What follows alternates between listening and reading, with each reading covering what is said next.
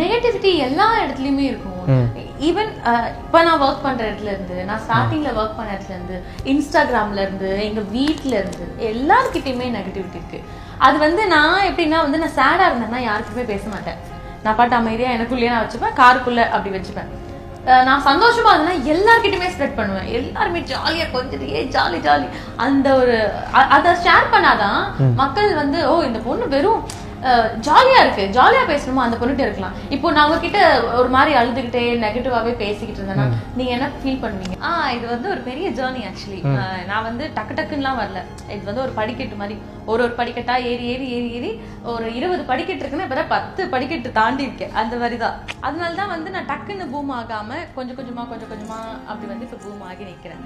So அதனால இதுக்கு இடையில நிறைய ஒரு படிக்கட்டே இருக்காது, அப்படி தாண்டணும். இந்த மாதிரி நிறைய சவால்லாம் இருந்துச்சு, நிறைய அவமானங்கள்லாம் இருந்துச்சு. இது எல்லாத்தையும் தாண்டி தான் வந்திருக்கு. It's a big journey. அழுதுட்டே சொல்ற மாதிரி நிறைய விஷயம் இருக்கு, சிரிச்சுட்டே ஜாலியா சொல்ற மாதிரி நிறைய விஷயம் இருக்கு. Right, okay.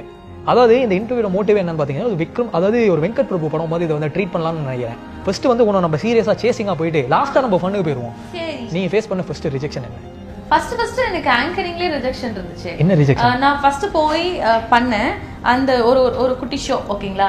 அந்த ஷோக்கு அப்புறமா எனக்கு ஒரு பெரிய ரிஜெக்ஷன். இந்த பொண்ணுலாம் வேலைக்கு ஆகாது, இந்த பொண்ணுலாம் பேசவே வரல, திக்கி பேசி தமிழே பேச வரல, அப்படி இப்படின்னு நிறைய ரிஜெக்ஷன் இருந்துச்சு.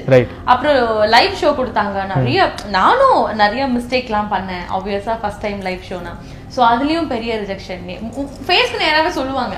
ஸோ அந்த மாதிரி பல ரிஜெக்ஷன்லாம் கடந்து அதுக்கப்புறம் இல்லை ஐயோ நம்ம வந்து சாதிக்கணும்ட்டு நம்மளுக்குள்ளே செல்ஃப் மோட்டிவேட் பண்ணி தான் இந்த ஸ்டேஜுக்கு வந்து